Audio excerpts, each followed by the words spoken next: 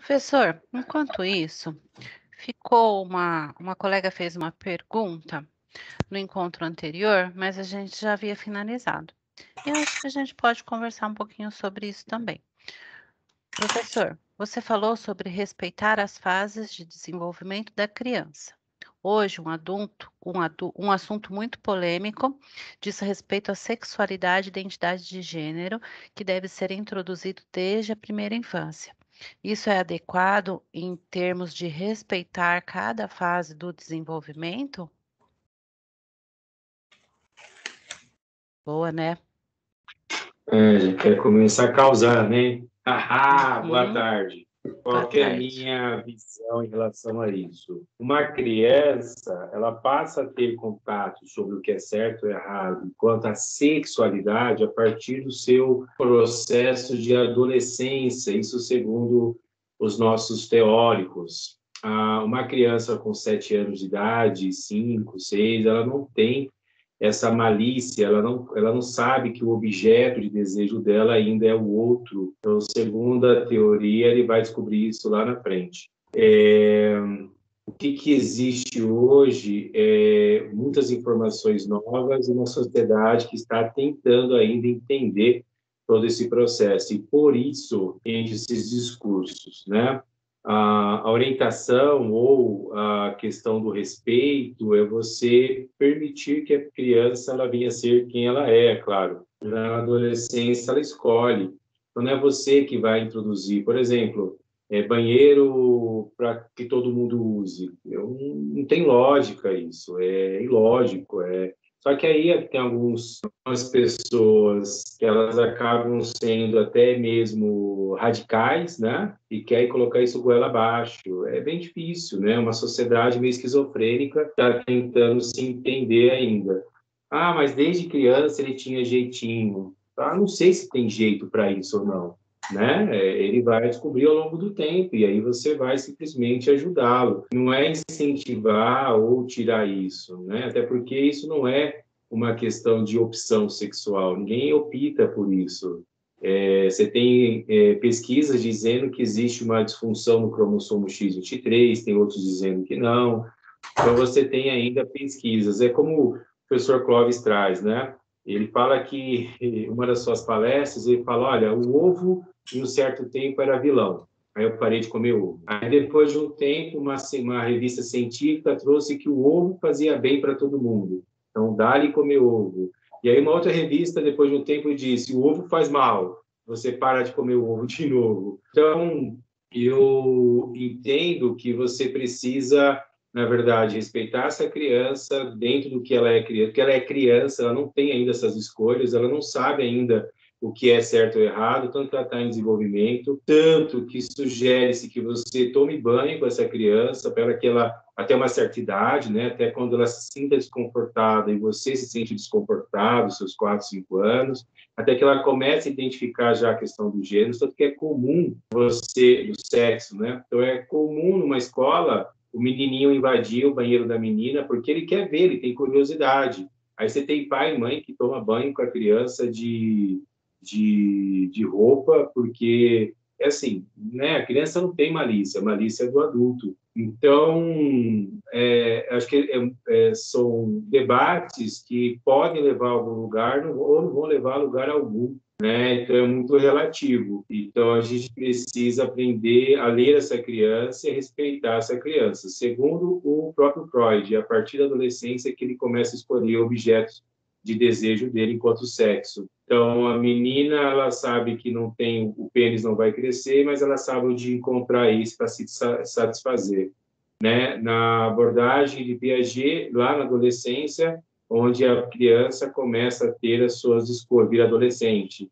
Então, na infância, é muito difícil você pré-estabelecer se ele é afeminado ou não, até porque você tem dentro de uma construção que o Jung traz, né? Que é a animas e o animus, o feminino dentro do masculino e o masculino do feminino. Eu sou um cara educado e vários lugares que eu fui já e não me sinto ofendido por isso de forma alguma. As pessoas acham que eu sou gay e não sou porque sou educado, eu sinto de uma forma, eu acabo não me sinto ofendido por isso, tá?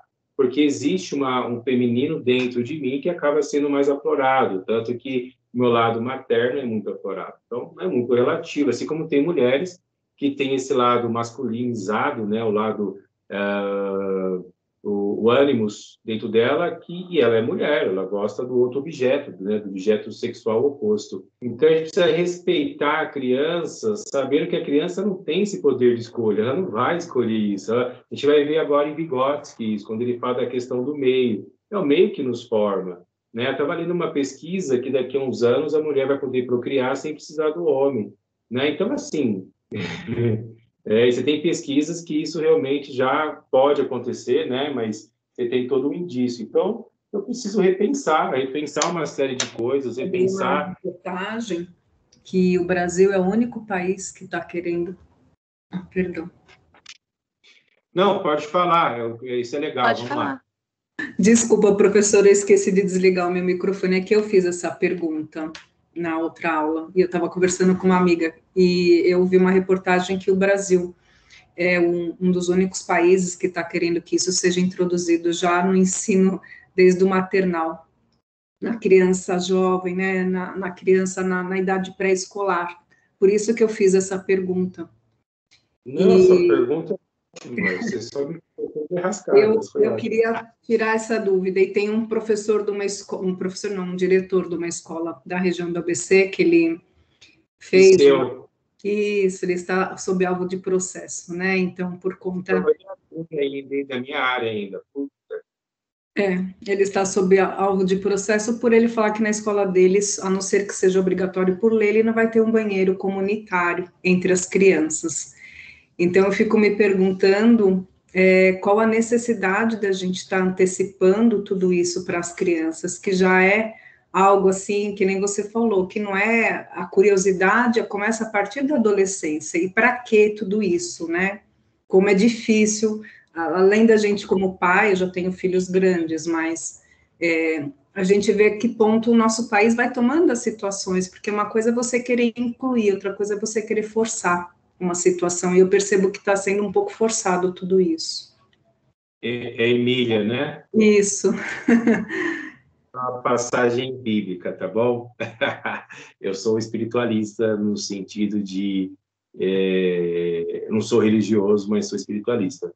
E aí você tem uma passagem bíblica que é assim, Salomão escreve, né? Ensina seu filho no caminho que deve andar. Ensinar não é impor, ensinar é mostrar o caminho. É um método que a gente vai falar em Vygotsky. Então, a gente pula fases, é desnecessário, é desnecessário, tá? Eu sei que o diretor não está sendo processado só por causa do banheiro, tá? Ele está sendo processado porque ele fez falas realmente homofóbicas, fez algumas coisas ali que não... Eu acho que ele passou um pouquinho ali, ele exagerou. Ele passou ali, né? E é só que a gente está num país hoje, Emília, que você não pode falar o que pensa, que tudo é processo. A democracia, que é o ato de expressar, mas você ofendeu alguém, mas todo mundo acaba ofendendo alguém em algum momento, às vezes o meu comportamento te ofende, eu não sei qual é o seu conteúdo. E aí você entra nessas situações desnecessárias. Eu tenho uma filha de 4 anos e 5 meses, Emília, e tudo que me chamam, pai é o que eu mais amo. E assim, ela me ensina cada coisa. Eu até filmei, né? Foi na quinta-feira. Quinta-feira eu fui ler uma historinha para ela. Papai, conta a historinha. Conto, filha, conta a historinha. E aí ela começa a ver a bandeira, está sendo alfabetizando, começou a escrever o nome dela agora, tal. E aí comecei a contar a história era sobre linguagem. Olha o aprendizado que a gente tem, né? Papai, a bandeira do Brasil. Olha que legal, filha, essa aqui é da Argentina. Ela é Argentina, papai. Eu falei, é outro país. Bem, e aí começa a ler a historinha para ela, e diz assim, o mandarim eu já sabia, né, que existem mais de 6 mil dialetos no mundo. Eu, caramba, 6 mil dialetos, não havia me atentado a isso, ó, no livrinho de criança. Aí, tá lá, o primeiro já sabia que era o mandarim. Aí, na minha concepção, o segundo seria inglês. Aí eu olhei, não, é espanhol. O terceiro é inglês. Eu, caramba, olha isso, você se dispõe a aprender, né? Você se põe ali para o lugar de aprendizado. E quando ela questiona qualquer situação, você vai responder para essa criança sem precisar mentir, omitir ou algo parecido. Né? Papai, por que você não tem isso? Porque o papai é menino. né? Papai tem esse tipo de órgão genital e a mamãe tem outro tipo de órgão genital. É menina, que é igual ao seu, para ela ir identificando. A partir daí, é claro que na nossa casa você tem um banheiro que, né, todos usam.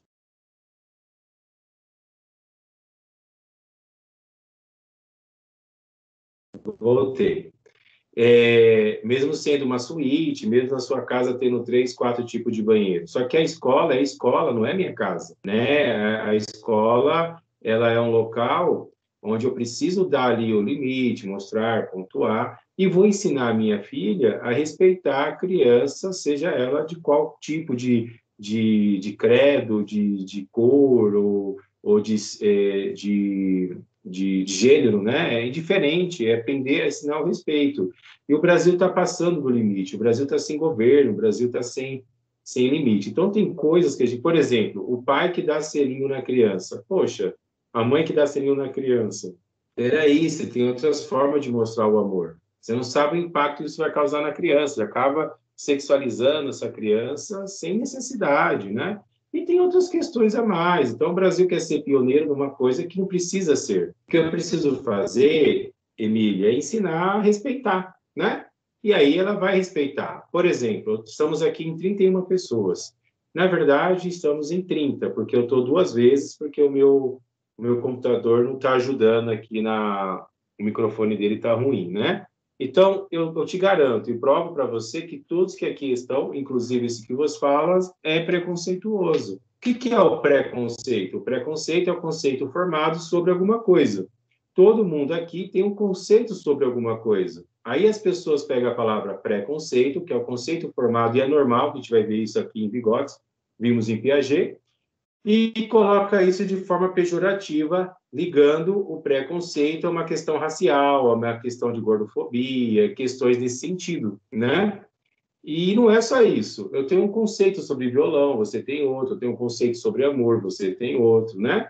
É um preconceito. Tanto que o Michel Foucault, ele vai escrever no livro A Microfísica do Poder, que o poder não está na força física, né? Está no convencimento, está na oratória, na hermenêutica. Ali que está o nosso poder.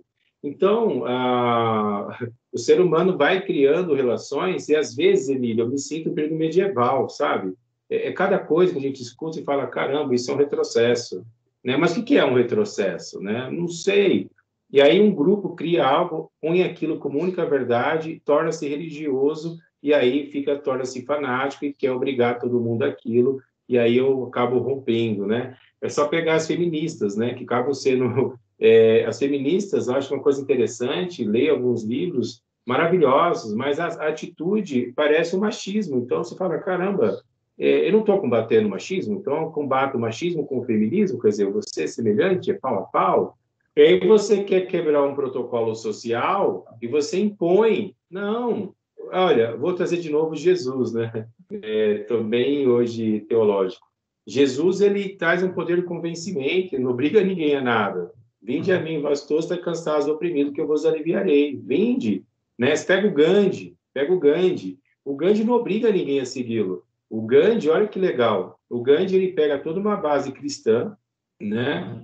E ele não era cristão, é claro, né? Ele acaba sendo hindu, ele era hinduísta, e aí ele era formado em direito, então ele tinha esse conhecimento, e tem uma passagem que ele fala assim, né? Ele tinha, quando tem um inglês, ele tinha que sair da frente do inglês, e ele não sai, e o inglês fica ali brigando com ele, e aí ele toma um tapa na cara.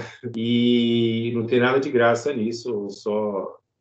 bem, eu não dei risada, é isso. Aí ele pega e fala assim, olha, eu aprendi com um grande homem que quando bate na sua face, você dá a outra. E pum, bate de novo. E ele entendeu o que é isso. E não é para bater na pessoa e ficar calado. O Gandhi entendeu que ele venceria a guerra pela moralidade. E aí as pessoas passam a seguir Gandhi, porque Gandhi começa então a vencer. Quando o jornalista do New York Times começa a acompanhar Gandhi, Gandhi começa a enfrentar a Inglaterra sem levantar a mão. Então, o Gandhi orienta os seus, né, os seus seguidores. Não revide, não revide. Ah, mas eu vou apanhar? Vai. Fique parado, porque a Inglaterra está na terra que não é dela, está explorando e está nos agredindo. E ele acaba usando isso a favor dele. Tanto que ele usa que a Índia ela vence uma guerra sem levantar a mão pela moralidade. E aí um dia eles vão lá para a fábrica de sal, né? E os indianos fazem fila para apanhar. Tanto, fila mesmo. As mulheres ficavam ao lado para pegar essas pessoas e limparem eles, né? Olha só, para que voltassem na fila. Então, queridão, ó, levanta para apanhar de novo aí, vamos lá. Upa, melhorou, melhorei. E aí um jornalista do New York Times passa isso no New York Times dizendo, olha, os ingleses estão batendo nos indianos sem eles fazerem nada, e aí, pum, Gandhi vai negociar isso, cria ser um certo escândalo, e a Inglaterra devolve, então, a Índia para os indianos, e aí Gandhi consegue vencer sem mover uma palha, quer dizer, usando justamente essas relações, as relações do meio, e as pessoas que o seguiram porque assim o desejavam, né? Então, está num mundo que nós construímos a partir de uma perspectiva do outro, a partir de uma loucura, a partir de um achismo. Eu acho que Deus é assim, eu acho que essa é ação, eu acho que assim é correto, é muito achismo, né? Eu quero implantar uma nova cultura e eu tenho aqui um choque de gerações, eu tenho pessoas de 10 já tem um olhar diferente daquele que tem 15, que tem 20, né? Está muito próximo e muito diferente já. O mundo está muito rápido. Então, as pessoas vão formando, vão construindo e vão trazendo essas ideias, tentando manipular essas crianças. É claro que para mudar toda uma postura social, eu mudo a base é a infância. E eu não preciso colocar os dois ali para utilizar, né, um adulto usando o banheiro com uma criança. Não, cara, não tem lógica, desculpa. Né? Eu separo isso para compreender as relações. Então, assim, eu preciso, na verdade, ler esse projeto direitinho para ver o que eles querem chegar com isso. Eu não deixaria minha filha usar um banheiro com outro cara, né, que não vai, não tem lógica, ainda mais porque, segundo Maquiavel, o homem é mau por natureza e se torna bom às vezes quando necessário. O Thomas Hobbes, né, que vem com essa fala que o homem é lobo do homem. Então, a gente tenta criar uma nova perspectiva social a partir de uma relação sem ver o impacto, né? Eu tenho, por exemplo, você tem pessoas ainda hoje que não gostam de tatuagem, que acham que tatuagem é coisa de malandro. Você tem pessoas que já curtem tatuagem. Gente, então, assim, né? Você está quebrando estereótipos, quebrando relações, mas isso não se faz do dia para a noite, isso leva um certo tempo, né? E a sua pergunta foi ótima, não sei se eu respondi, mas adorei. Muito obrigada, professora. Eu só acredito, que nem eu falei, a minha filha caçula tem 13, eu tenho um filho de 22 e uma de 19. Eu só acho que a criança precisa ser respeitada dentro do universo dela, só isso. Então, muito obrigada pelo seu posicionamento. Você está certíssima, ela tem que ser respeitada. Eu não posso obrigar ela a usar banheiro, eu não posso obrigá-la a falar de sexualidade, ela nem sabe o que é isso ainda. Pelo amor de Deus, ela não sabe o que é isso. Cara, até aqui a teoria. Com certeza, o cidadão que criou uma porcaria dessa, desculpa a expressão, não tem conhecimento, base científica. Não tem. Ele acha que é um mini adulto. Uma coisa é você entrar no banheiro adulta, entrar outro rapaz, você esperar, né? Outra, bem, aí vai entrar e... Muito obrigada, professor. Não, adorei, já me provocou já. Agora você vai ficar aqui, brincadeira. A gente combina um dia só de bater papo sobre isso. Não, isso é conhecimento, não bate-papo não, isso é conhecimento. Obrigada. Bem, gente, a pergunta da Emília foi fantástica, maravilhosa. Emília, tem tudo a ver com o que a gente vai discutir, vem discutindo, né? Falamos sobre, olha que interessante, Emília, falamos sobre o primeiro encontro numa segunda, falamos a respeito do desenvolvimento psicossexual do Freud. Cara, que vai falar dessa importância, falamos lá. Então, quem cria isso não lê essas coisas, não é possível, né? Ficar criando normas e regras aí sem necessidade. E aí falamos do Piaget, que vai falar sobre isso, e hoje vamos falar do Vygotsky, que já tem uma proposta. Não vou conseguir falar do Valon hoje, é muita coisa, então, caso vocês permitam, a Vivi concorde, a gente pode fechar Valon na quinta-feira. né, das 8 às 10 de novo, como foi no último encontro. Mas aí vocês dão a decisão de vocês no final aqui, tá bom? Então, falamos de Piaget contemporâneo a Vygotsky, esse grande autor, esse gênio, como apresentamos no último encontro. E quando eu ponho o Vygotsky como gênio, eu estou dizendo justamente que é um cara que veio para fazer a diferença. E quando eu falo que ele faz a diferença, é porque, a partir das suas pesquisas, isso no início do século XX, ele começa a trazer uma perspectiva, uma percepção do cidadão, do indivíduo a partir do meio, que é isso que a Emília pergunta, e a gente vai discutir isso ao longo do nosso percurso aqui. Então, o Vygotsky vai nascer em 17 de novembro, então ele é contemporâneo ao Piaget. Já vou adiantar que ele também é contemporâneo a Vallon, né? Esses três grandes são contemporâneos, nascem ali no mesmo período. Ele nasce justamente na Bielorrússia, só que ele morre em 11 de julho de 34, quer dizer, o Vygotsky ele acaba vivendo pouco, né? Ele foi vítima de uma tuberculose. Ele lutou durante 14 anos contra a tuberculose, se não me engano, ele morreu aos 37 anos. Aí tem que fazer a conta aqui, alguém pode fazer. E ele vem de uma família judaica, né, que vai proporcionar ao Vygotsky justamente uma vida econômica mais estável e um local para estudar. O que é interessante aqui é que ele faz os seus estudos em casa, né? Ele estuda em casa. Então, o pai dele era muito culto, trabalhava em uma companhia de seguro, dentro de um banco. A sua mãe era professora e vai se dedicar boa parte da vida na criação dos seus filhos. O Vygotsky, ele vai conviver um longo tempo com a sua família, né? Composto por 7 irmãos e seus pais. Vai casar aos 27 e logo depois aí acaba tendo 2 filhas e 10 anos depois ele acaba partindo. Eu acho que é isso, 37, né, gente? Fazendo a continha aí, deve ser 37, né? De cabeça aqui. Bem, ele vai casar. Professor, por que você começa sempre trazendo essa história da vida deles, né? Fala um pouco da vida do Freud, fala um pouco de Piaget, porque é o meio que nos forma, né? É o meio que faz com que você venha ter atitudes ou ações que você, às vezes, fica se perguntando por que a tenho. É esse meio que vai fazer com que você venha ser preconceituoso. Por exemplo, quem disse para você que cor tem sexo? Pelo amor de Deus, quem disse? Quem disse que rosa é de menina? Quem disse que azul é de menina? Já começa ali, ó, nessa criação, né? Cara, rosa é a cor. E menino pode gostar de rosa, pelo amor de Deus. Menina pode gostar de azul. Qual o problema?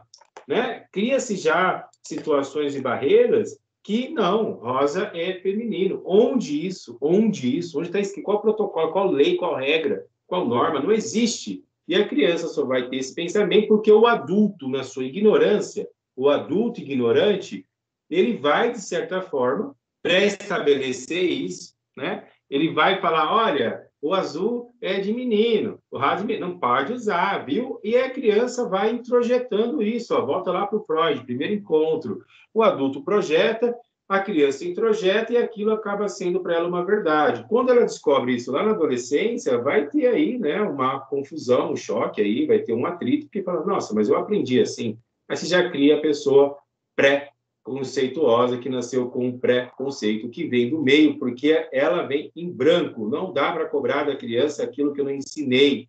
Então, você quer que a criança aprenda a apagar a luz, sendo que você nunca ensinou a criança que ali é um interruptor que serve para isso.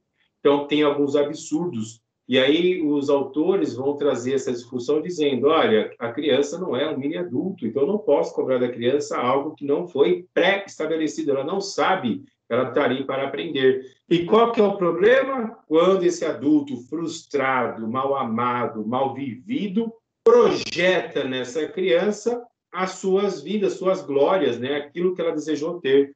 Então eu quero que minha filha venha ser uma excelente advogada, porque o meu sonho era ser advogado. E ninguém perguntou se ela queria ser advogada. Aí você vai ficar perturbando essa menina, levando aí para tudo que é lugar, para que ela possa, de certa forma, fazer direito. e aí ela vai fazer direito, não vai conseguir passar em lugar nenhum e vai te dar aí um OAB para você dar, vai te dar o diploma, toma aí, é para você. Né? Ou quer fazer medicina, porque meu sonho era fazer medicina. Projeta, a criança ela vem em branco. A criança, como disse a Emília, e eu concordo com a Emília, ela tem que ser respeitada, tanto que os teóricos, tanto o Freud como o Piaget, o Vallon, eles vão separar esse por estágio, até porque eu preciso entender como tudo se desenvolve, até para saber se essa criança está dentro de um padrão ou não. Mas, a partir daí, para estabelecer uma nova cultura de relações, né, de estar se discutindo ainda, é muito difícil, isso é muito perigoso, tá? E aí, por que eu falo dessa forma? Porque Levi Vygotsky vai trazer isso, vai entender, e veja, ele vem no meio de leitores, pai culto e mãe professora culta. E aí Vygotsky, então, vai começar a estudar. Então, a educação dele ocorre em casa, ele vai estudar até os 15 anos dele com tutores, né? Então, ia alguém na casa dele e ensinava, de certa forma, porque ele tinha ali um interesse pelas artes, pela literatura. Eu fiquei de separar aqui o livro para mostrar para vocês, mas daqui a pouco eu pego, já sei onde está, tá ali. Que é uma das primeiras obras que ele vai produzir. Era frequentador de bibliotecas e estudava com seus amigos, né?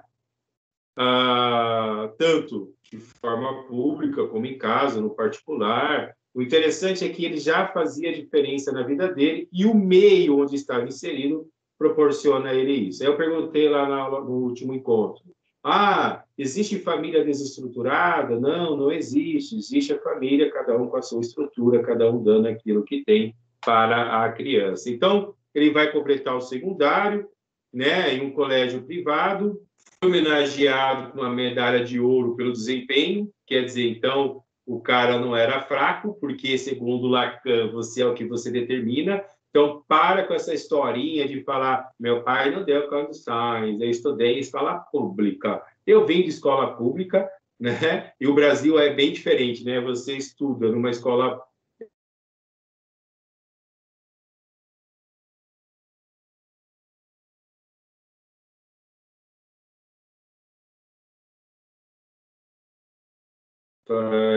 não ter paciência. Aí voltou. O Brasil, então, você tem isso, você estuda numa escola pública para depois fazer uma graduação no ensino privado. Aí aqui você estuda numa escola privada para tentar fazer uma graduação no ensino público. Isso é Brasil, né? Eu não sei como fazer essa continha. De certa forma, ele vai estudar direito e literatura, né, de 14 a 17, e 17 acontece um grande movimento na Rússia. O que acontece na Rússia? Isso, muito bem. Viu? No último encontro, a Revolução Russa, viu? Acontece a Revolução Russa, ele passa por essa questão da Revolução Russa, ele vai terminar o seu curso na Universidade de Moscou, e vai apresentar um estudo sobre Hamlet, Shakespeare, olha que legal, né?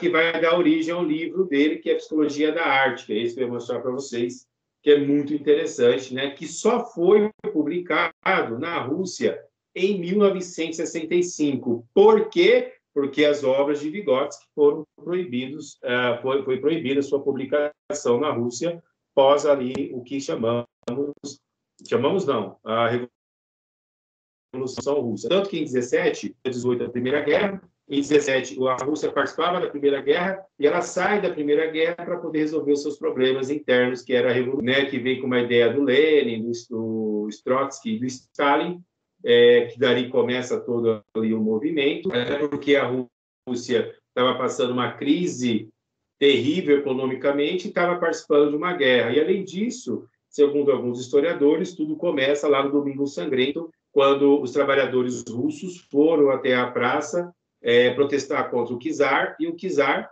que é o mesmo que czar igual a imperador, o Alexandre, mandou tacar bala em todo mundo, daí é Domingo Sangrento, de uma forma covarde, né? E a partir dali você já tem todo o movimento já, e é claro que eles vão beber da fonte marxista, e as pessoas falam assim, nossa, mas o marxismo é ruim. Não, não é, antes de criticar, vai ler né? Eu, cara, e você pode criticar, tal, vai ler. Até porque Marx não escrevia nada sozinho, escrevia com Friedrich Engels, né? E aí é outro discurso para a gente discutir em outro momento. Então, direito, literatura, vai publicar seu livro.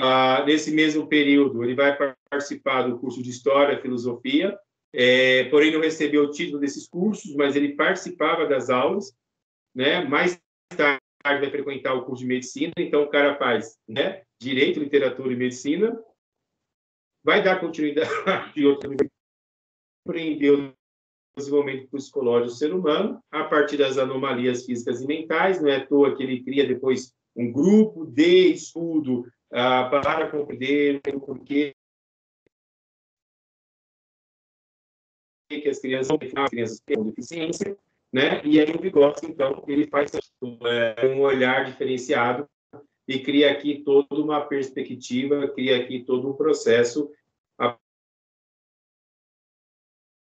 partir do mostrando com isso. Um cara que amava o conhecimento, era um cara que buscava, né? Era um cara que, para poder falar qualquer coisa, ele tinha que ter essa ação do entender, do aprender. E aí, passa aqui uma outra brincadeira, né? E muito séria, que é: conhecereis a verdade vos libertará, e se a verdade vos libertar, verdadeiramente sereis. E quem é a verdade? A verdade é a palavra, né? Evangelho de São João diz que estava com Deus e o verbo se fez carne. Então, a palavra é o conhecimento, ela é o que nos liberta. E aí eu vou além até, né, trazendo isso para um simbólico, onde, segundo a Melanie Klein, sempre quando você come da fruta do conhecimento, você é expulso de algum paraíso. E Klein tem toda a razão, porque quando Deus dá a ordem a Adão para não comer da árvore do fruto,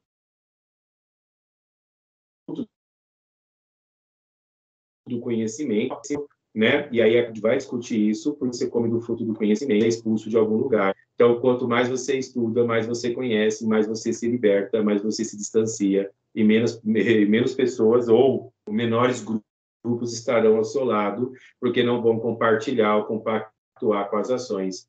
Pega aqui, né? Você que está aqui no grupo, tem agora 39 participantes, estou tirando que eu estou aqui 2 vezes, né? Eu me amo tanto que eu apareço 2 vezes. Quando você começa a fazer alguma graduação, o seu grupo começa a mudar, as pessoas começam a te entender, e aí, às vezes, você quer falar com alguém a respeito daquilo e não tem com quem falar, porque as pessoas não compreendem, e eles falam assim: lá vem o chato, porque só vai falar daquilo, só pensa nisso, só pensa naquilo, e aí você vai, então, se distanciando, porque você vai se afastando da ignorância. E o que é ignorância? É aquele que não sabe.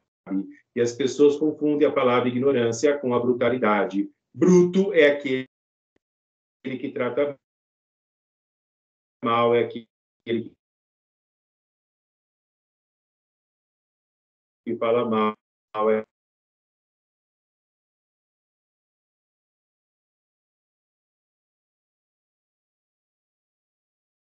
aquele que... Só que não existe uma verdade única, absoluta na ciência. Então, são várias verdades, e essas verdades vão nos libertando e nos criando angústias e ansiedade. A Emília começou com uma pergunta, já da semana passada, com uma provocação, que não, ela não provocou, ela perguntou, e eu adorei, porque isso vai ecoando e você vai falando: tá, então precisamos pensar sobre isso, porque precisamos discutir para ver qual é o impacto que isso vai causar nessas crianças. Olha, uma pergunta: e por que eu estou falando isso? Porque o Vygotsky vai utilizar o que chamamos de método, né? E o método materialismo histórico dialético dele é justamente porque ele precisa de um método, porque para a ciência precisa ter um método, e esse método que o Vygotsky vai trazer é justamente a partir, né, dessa produção da vida material, que vai estar condicionada à vida social, política e cultural do homem.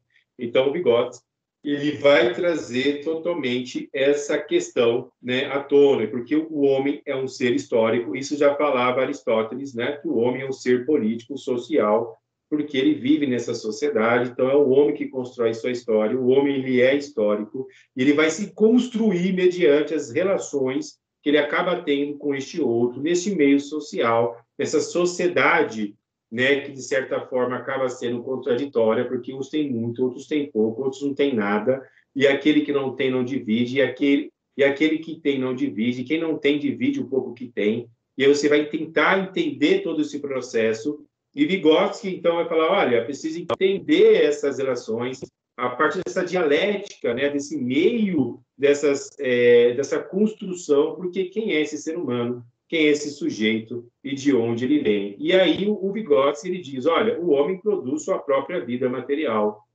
né?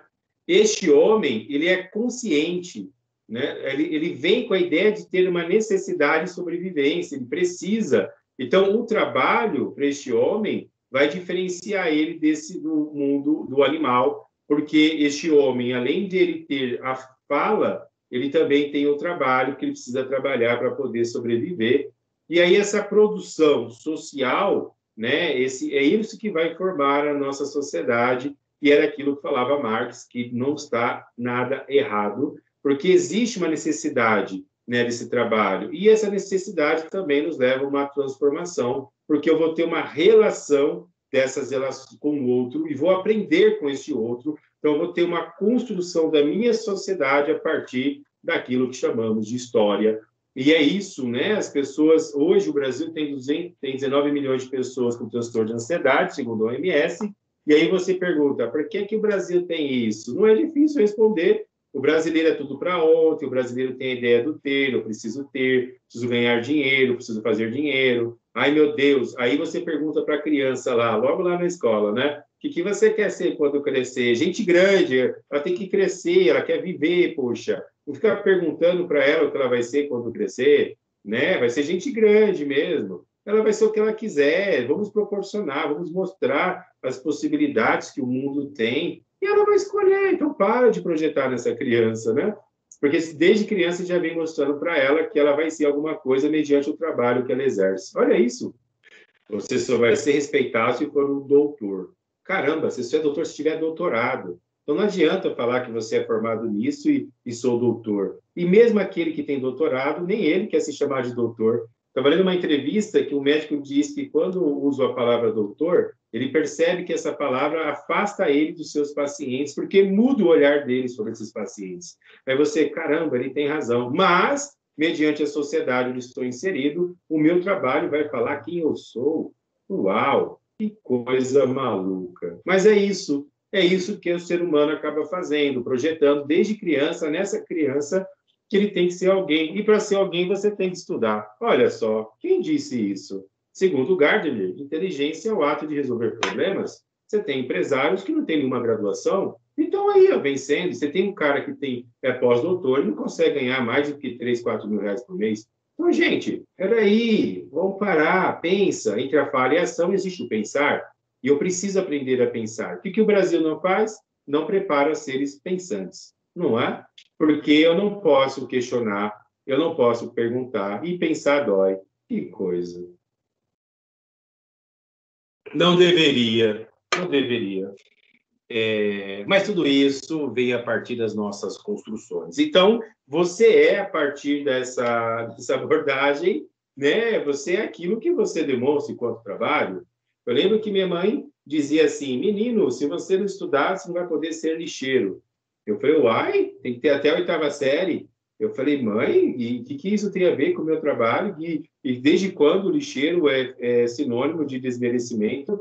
Quem é que vai pegar a sujeira que você faz e vai conduzir a algum lugar? Se não tiver eles, é um trabalho digno esse trabalho. Não é assim, você não pode associar o não estudo a uma profissão que você acha que não é tão adequada. Oxe, e o que se constrói a sociedade? Se constrói a partir dos trabalhos ali, tanto que você tem profissões que apareceram e sumiram ao longo do tempo e que vão sumir. A psicologia corre um risco daqui a uns 50 anos não existir mais, até porque tem aplicativos que logo estão fazendo um trabalho psicólogo. Nossa, professor, isso gera angústia. Sim! Então vai estudar, vai ler, vai se preparar para enfrentar tudo isso, mas no agora, vive o hoje. E para de ficar projetando na criança uma vida adulta, deixa ele crescer, deixa ele brincar, vocês vão ver a importância do brincar, e aí ele vai escolher o que ele quiser escolher.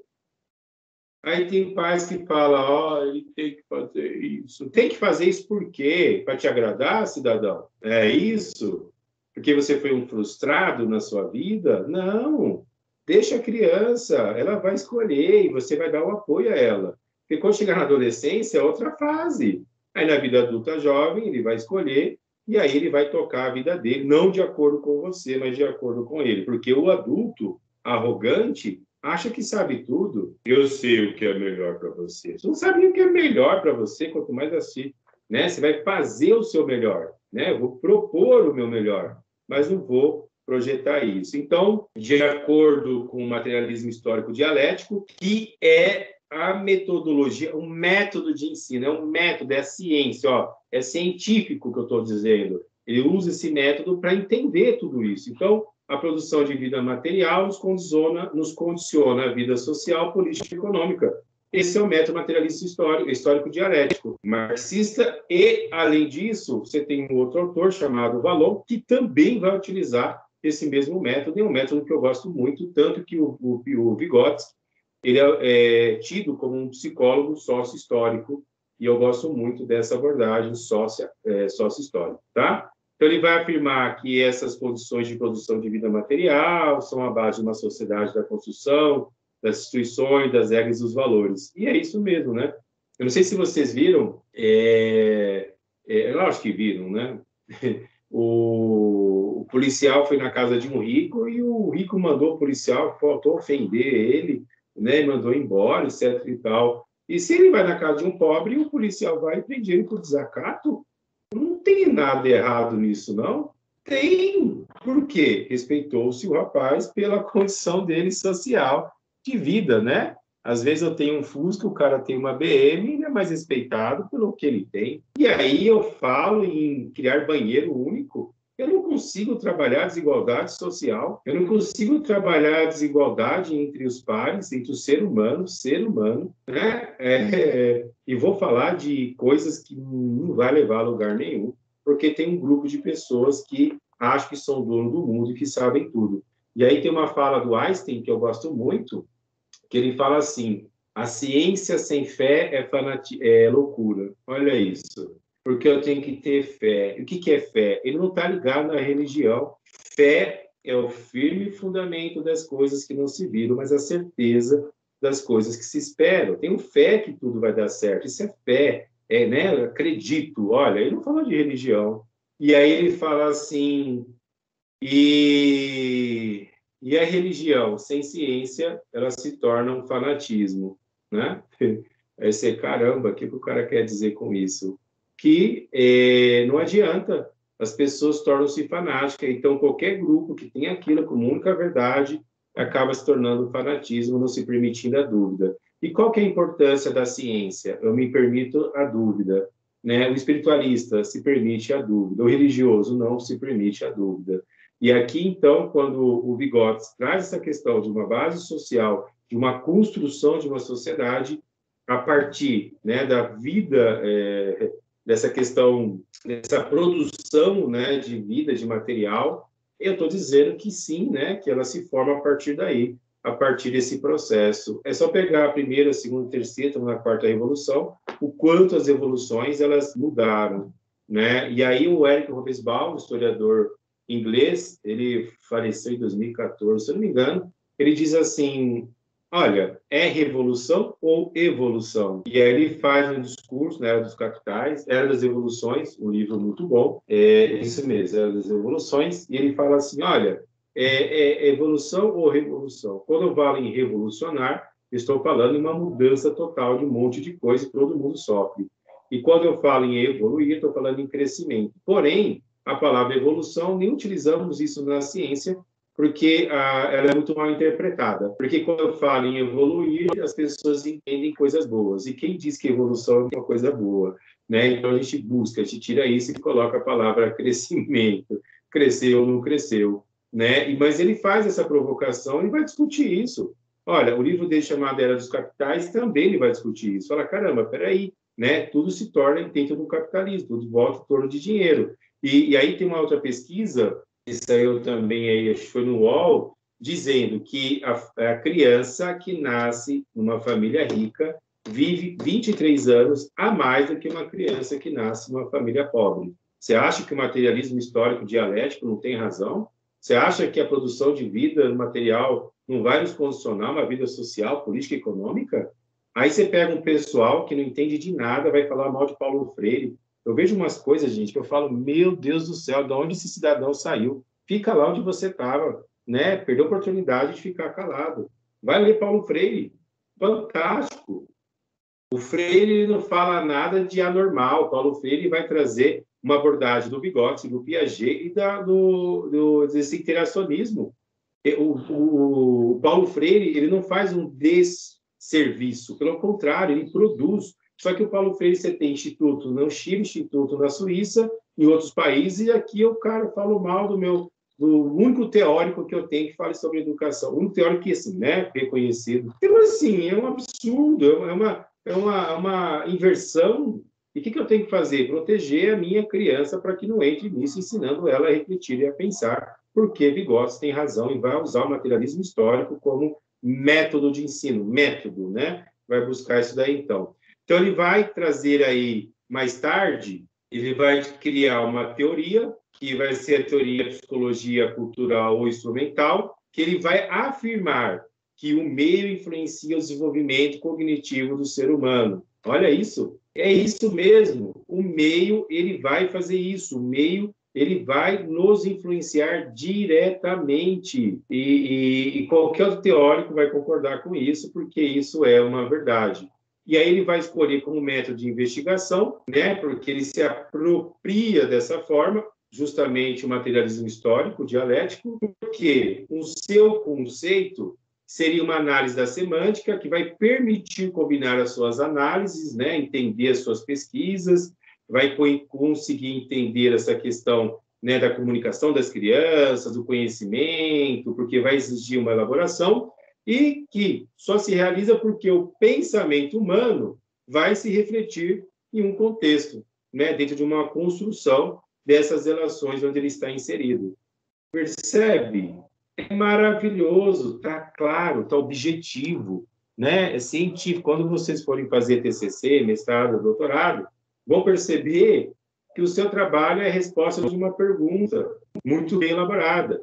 E eu preciso ter um método para poder chegar a essa relação. E o que é um método, né? Um método é um plano a ser seguido, né? Mas que precisa das ideias ordenadas. E aí você vai ter essa questão que esse método é um conjunto de princípios gerais que vai nortear, que vai orientar a conduta desse pesquisador. Então, eu preciso compreender esse método, preciso saber que método que eu vou utilizar, justamente para chegar onde eu quero. O Vygotsky vai trazer esse método porque ele sabia onde ele queria chegar, que era justamente compreender a criança. Olha que coisa, gente, não é lindo? Não dá até um arrepio aí? Dou um arrepio aqui. Aí talvez não, né? Mas aqui deu.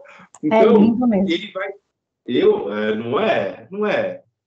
Foi a Anitta que falou? Ah, fui eu, tinha que ser, né? Não, Anitta, eu reconheci pela voz. Anitta, eu estou no escuro aqui, ó. Estou na caverna, eu não estou vendo ninguém. Muito boa sua aula.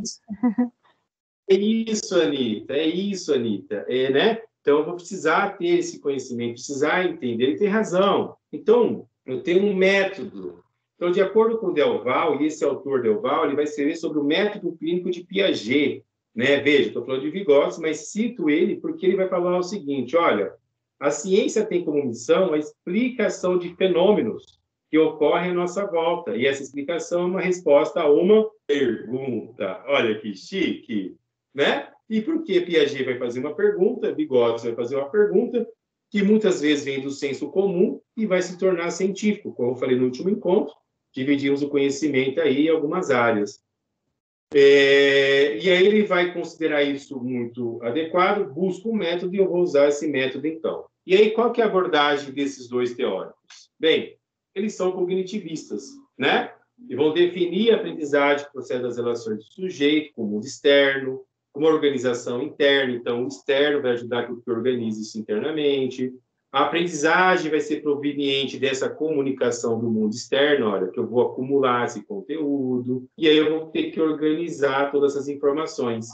Lembra que quando eu falei lá do Piaget, das fases, dos estágios? É isso, eu vou entender cada estágio para poder organizar essa estrutura. Bem, Na concepção cognitivista, o aprender se dá pela relação das ideias, com a abstração das experiências, né? Como esclarece Bock. E é interessante que a Ana Bock, ela é professora da PUC, ela escreve uma série de coisas, tem um chamado Psicologia, super indico, ela é fenomenal, tá? Acho que ela foi candidata a vice-governadora com Haddad, se eu não me engano. Mas ela é fenomenal. E assim, ó, psicologia é política, tá? Não é politicagem, mas é o ato de resolver, de entender, até porque qualquer ação de um sujeito que está lá representando o poder vai impactar a nossa sociedade, então você precisa entender. Professor, 3 coisas que eu não discuto: futebol, religião e política. Então, você precisa repensar isso, porque eu preciso discutir para entender onde você vai chegar a partir de um viés, uma perspectiva, né? E eu não preciso fazer você concordar com a minha ideia, porque, de repente, eu não quero discutir com você com a ideia de provar que eu estou certo. Não é essa a ideia, mas sim de fazê-lo refletir a partir desse diálogo. Eu vou pegar novamente a pergunta da Emília lá no início, depois ela falou assim, não, depois a gente conversa mais, algum tempo aí, e é isso, né? Ó, é uma pergunta que provoca e dali gera conhecimento, porque vai gerar outras reflexões. Olha que legal. Por isso que toda pergunta é importante. Não existe pergunta boa, porque você aprende lá no ensino fundamental, o seu colega faz assim, você está numa mega aula com um professor top, você quer perguntar um monte de coisa para ele, e não pergunta porque a sala fica olhando para você ir embora, né? Porque ele quer ir embora. Vai você embora sozinho, deixa eu aqui, eu quero perguntar. Aí a professora pergunta assim, gente, tem alguma dúvida? Aí já deu lá 11h30. E aí, aí um levanta a mão. Todo mundo olha feio para ele. Ignorância. Você não quer perguntar? Sai da sala. Deixa o colega que quer perguntar. Professor, eu tenho. Por que 1 mais 1 é igual a 2? E aí você responde, eu não sei, vamos discutir junto. Professor, tem outra pergunta. Quem disse que aquele símbolo de mais é mais? Aí você fala aquela cruz ali, né? Você fala, caramba, eu não sei também, vamos entender.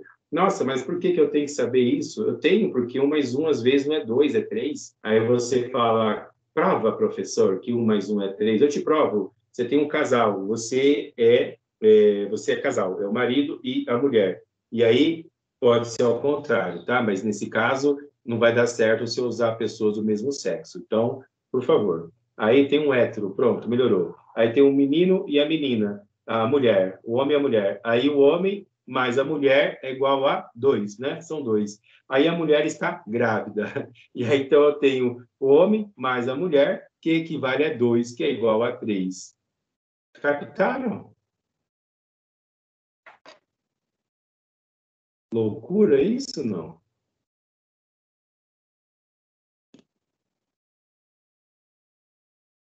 Que louco. Bem, é isso. Aí você vai pensar e vai falar, caramba, tem razão, né? Como que ele chegou a essa conclusão tão sábia, né?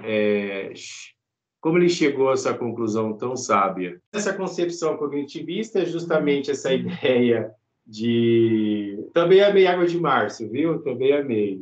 No final, volte a cantar, por favor. Adorei. E aí, então, você vai ter todos esses conceitos, né, que são mantidos esses processos cerebrais, como atenção, memória, justamente que estão integrados à questão do pensamento. Seguindo essa teoria cognitivista, você vai ter justamente essas percepções, esse sujeito que vai ter um insight ou não a partir dessas relações. Bem, então, tanto Piaget como Vygotsky são cognitivistas. Eles vão trabalhar justamente com essa ideia, né, desse aprender. Porém, vai ter uma divergência dessa relação, porque para Vygotsky, a aprendizagem é um elemento fundamental para o desenvolvimento. Já para o Piaget, o desenvolvimento é a condição para a aprendizagem. E aí já começa, então, né, as suas relações, como já trabalhamos no primeiro encontro, né, traz ali os seus acertos e desacertos, não buscando o certo ou o errado, mas buscando discutir essa relação a partir do aprender. Então, você tem toda uma construção, porque para Vygotsky, toda a construção vai ser essa construção social, né? Então, qual a abordagem do Vygotsky? Ele é sócio-interacionista e cognitivista. Olha isso, é simples, cai em qualquer concurso, for prestar, vai cair isso. até porque ele é um mega autor, ele é psicólogo, é muito utilizado na pedagogia, porque vai falar do processo de ensino e aprendizagem. Aí você tem psicólogos, saem formados e não conhecem da teoria de Piaget e Vygotsky, ou que vão atuar na área da educação, não sabem quem foi Piaget e Vygotsky, e quando vão a uma escola, não sabem nem o método que a escola utiliza. E eu preciso saber, enquanto psicólogo, claro, até para saber se o sujeito, professor, está utilizando o método certo. Veja, a sua área, a ciência que você trabalha, ela é a sua profissão, ela é pura ciência. Você tem um método, você tem uma hipótese, você vai discutir isso. Então, eu sou cientista? Porque criamos a ideia do cientista, aquele ali meio Dexter, né, com óculos grande e dentro de um laboratório. O laboratório pode ser seu quarto, né? Você é um cientista, desde que você tenha um método, uma hipótese, vai tentar responder essa relação. E para um bom pesquisador, você precisa ter, né, algumas características. Uma delas é a vontade, a percepção, a curiosidade, perguntar mesmo, questionar, fazer acontecer, e aí você vai conseguir chegar no seu objetivo. A única coisa que é certa é que essa pergunta bem feita vai te levar a outras perguntas que você não vai conseguir respondê-las, e é esse o objetivo mesmo, porque eu vou criar ali uma questão do vamos pensar a respeito. Volto para... Já citei a Emília 10 vezes, né, Emília? Desculpa. Volto para a questão da Emília, porque a pergunta foi fenomenal, né? É isso. Será que isso é bom para essas crianças? É uma pergunta. Eu preciso responder essa pergunta. Crio um método, tenho uma hipótese. Não é boa por isso, isso, isso. Então, eu vou responder. Ou melhor, a pergunta sim ou não é uma pergunta muito legal. Eu voltaria, a pergunta é, qual tipo de impacto, olha isso, ou qual o impacto que essa nova modalidade vai causar nas crianças, etc. e tal? Então, aí eu vou responder e assim você vai, né, discorrendo. Então, na teoria histórico-cultural, do psiquismo elaborado pelo Vygotsky, vai ser conhecida como sócio-interacionista. Então, quando você vê qualquer discussão teórico, histórico ou cultural do psiquismo, você já vai entender que é uma abordagem do grande Vygotsky, que vai trazer, olha, você tem aqui alguns aspectos de comportamento e eu preciso elaborar essa relação do homem. Entenda que quem constrói a sociedade é o ser humano. Ninguém nasceu para ficar sozinho. Você não é uma ilha. E não sendo uma ilha, você precisa ter suas relações. Talvez você vá até a outra ilha para perceber a sua, mas você não é essa ilha. Então, eu preciso ter aí um contato, e quem constrói tudo isso somos nós. Então, qual é o resultado do mundo hoje? Foi o resultado de anos de ações que o ser humano teve, e aí estamos vivendo essa coisa legal aqui que está hoje, né? Mas o importante é que estamos vivos, e eu acho que isso é muito importante, porque se voltar no período histórico, o nosso período não está tão ruim quanto do período medieval ou outros que passamos, porque existe aqui uma base científica, né? Existe uma base que dá a você perspectiva de vida. E eu estava lendo hoje novamente, só tem desgraça no jornal, que a OMS está com medo, né? Porque estão, olha só, estão prevendo 500 mil mortes na Europa para a quarta onda do Covid. E eu aqui no Brasil vendendo ingressos para o carnaval. E o problema não é vender ingresso, ele pode. O problema é quem compra o ingresso, né? E aí você vai entender isso. Porém, eu entendo, porque aquele que está em casa fica assim, nossa, todo mundo está indo, menos eu. Né? De repente você está certo. Será que esse está indo está certo? Então, tenha convicção do que você vai estar fazendo, segura a onda aí, porque não vai ficar legal, não. Né? Nossa, mas está sendo pessimista? Não, bem Schopenhauer, é bem realista mesmo. O negócio, se você fizer uma leitura do que está acontecendo, o nosso futuro próximo não está tão bonitinho, não é para se alegrar tanto, não. Tanto que, se pegar aí os grandes, né, você pega o Freud como um grande profeta, você vai falar, nossa, o Freud, profeta? Você pega o mal-estar da civilização, da cultura, o Freud já relatava coisas que estão acontecendo hoje, mas como ele fez isso? Tendo uma leitura do seu momento. Bem, então o Vygotsky tinha aí um objetivo e 3 questões fundamentais, né, que ele precisava ali, de certa forma, tentar entender essa relação com o humano. A primeira questão era a tentativa de compreender a relação entre os humanos e o meio que estão inseridos. Então, como que é isso, né? Quem forma quem? Volto para Hegel. Olha, você é o fim da sociedade, você é uma produção dela. Só que eu vou antes, vou lá para Aristóteles. Não, não, não, não, não. Você é o meio, porque é você que forma a sociedade. Aí fica no discurso quem é quem. Sim, eu sou a sociedade, também sou um produto dela. Tá, mas eu sou mais o quê? Eu sou o produto ou eu sou aquele que faz a diferença na sociedade? Aliás, uma autora que eu cito, a Silvia Lani, e recomendo a leitura, e ela diz que eu preciso entender, né, dentro da psicologia social, quem é você dentro do grupo. Né? Eu faço parte de um grupo, mas quem é você no grupo? Será que você consegue entender e ter a sua identidade ali revelada? Eu sou fulano e penso assim, e o grupo age assim. Então, como que eu vou, né? Como que eu vou lidar com esse conflito? Bem, então ele precisava entender. A outra questão era entender essa relação do homem com a natureza por meio do trabalho. Lembre-se o método que Vygotsky ali estava trazendo, né? Como que isso vai afetar o seu desenvolvimento psíquico? E a terceira é justamente analisar a natureza, comparando os instrumentos de desenvolvimento da linguagem, né? E é isso que eu preciso entender a partir dessas questões. E aí, ele vai se dedicar ao que ele chama de funções psicológicas superiores. Ó, anotem aí, viu? Isso cai em concurso. Tudo que é concurso que cai de voltada à licenciatura e tem a ver com o Vygotsky, cai as funções psicológicas superiores, porque é o grande carro-chefe dele ali. E ele vai dizer, então, que é justamente um estudo que vai considerar a capacidade do planejamento, né? Da memória, né, dessa questão da imaginação funcional, como que funciona esse ser humano, como que esses mecanismos, né, que são considerados superiores por ele, como que são controladas essas ações, como que esse pensamento vai entrar dentro desse processo, como que ele vai internalizar, como que isso vai mudar o seu comportamento, olha isso.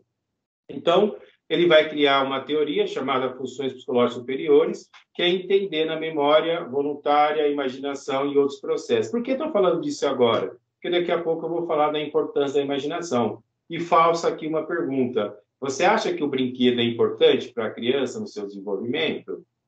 Só segura, que você vai ver o que Vygotsky vai dizer. Bem, e aí ele vai criar uma teoria, né, chamado Zona de Desenvolvimento Proximal. Isso aqui é o carro-chefe dele também, junto com as funções superiores, que é justamente o aprendizado, né? Que é a base desse método socio-interacionista. Lembre-se que na aula passada eu afirmei que Piaget não criou um método. Quem cria o método do Piaget, né, esse método cognitivista, é Emílio Ferreira, que era uma argentina, né, ela foi orientanda do Piaget. Piaget veio para o Brasil, tá? Piaget morre na década de 80, ele veio para o Brasil. E aí Emílio Ferreira falou, olha, tem um método, vamos pegar o que o Piaget colocou e descrever isso. E o Vygotsky também vai trazer isso, né, que é bem interessante, que é assim, né? Ele fala que todo esse processo interno do indivíduo está ligado diretamente à sua relação com o meio. Então, ele volta lá para o seu método. Então, ele diz que existe que a sociedade ela tem um papel muito importante para o desenvolvimento do indivíduo. Ele precisa desse meio, porque é ali que ele vai aprender, né, a partir dessas relações. Então, o que seria isso? Né? Ele fala que o desenvolvimento proximal vai passar por dois níveis. O primeiro é o real e o potencial. O nível real vai ser justamente essa definição da capacidade que esse sujeito tem de realizar as tarefas independente, né? Real, eu consigo fazer isso de forma independente, né? Nesse nível, a criança ela vai, de certa forma, entender aí o que ele já alcançou. Ele vai entender o processo que ele já passou, todas essas relações, né? Porém, o Vygotsky vai chamar de a atenção para esse desenvolvimento potencial, que seria a capacidade de desempenhar tarefas com a ajuda de adultos, de pessoas capazes. E aí colocamos o nome de mediador. Aí surge o que chamamos de mediador. Olha que coisa, né? Que o professor ou adulto, ele vai mediar a relação. Então, há tarefas que a criança não consegue realizar sozinha, mas se torna capaz de fazê-las se alguém lhe der as devidas instruções. Ô, cidadão, é para você fazer para a criança? Não, mas eu não tenho paciência. Aí não vai entender por que seu filho não aprende. Não é para você fazer isso, só vai mediar, vai mostrar, vai demonstrar, né? Vai dar uma assistência a essa criança. Então, ela vai sair desse real, que é a capacidade que ela tem, entrando no potencial, porque ela pode ir além. Olha uma coisa interessante. Quem limita o ser humano? O próprio ser humano, né? Aí vai entrar aí na profecia autorrealizadora, que a sociologia trabalha muito, a psicologia social, é quando você dá limite, você limita, fala, olha, você não pode, você não é capaz, você não consegue. Quem diz que eu não consigo? Quem é você para falar que eu não vou chegar a lugar nenhum? Quem é você para falar que eu não vou conseguir? Consigo, eu vou, eu tenho, acredito, só me mostra o caminho que eu vou. E vou além, vou só mostrar, né? Então, quando ele fala do desenvolvimento proximal, ele está dizendo que o meio vai nos influenciar, e quando o mediador mostra esse caminho, vai nos ajudar a compreender melhor e vai conseguir realizar. E aí ele aprende, porque ele vai conseguir internalizar esse conhecimento. Olha que coisa fofa. E ele tem razão, né? Vygotsky tem razão, porque quando você mostra uma vez, mostra outra, e criança não vai por aquilo que você fala, mas por aquilo que você faz, então você vai mostrando essa relação. Então, quando ele considera os dois níveis, né, de desenvolvimento, real e potencial, ele vai definir a zona proximal, desenvolvimento proximal, que é o desenvolvimento real, que indica a capacidade de solucionar problemas, enquanto o potencial determina a possibilidade de solução dos problemas com assistência e orientação de um adulto. Gente, é bárbaro, é isso mesmo, né? Adulto também é assim. Quando alguém te orienta, fica mais fácil para resolver um problema. Se alguém faz isso por você, fica difícil. Faço-lhe uma pergunta. Talvez não tenha resposta agora, né? Mas quando as pessoas utilizam muito o Waze, né? Elas conseguem fixar o caminho? Provavelmente não. Alguns conseguem, mas muitos não.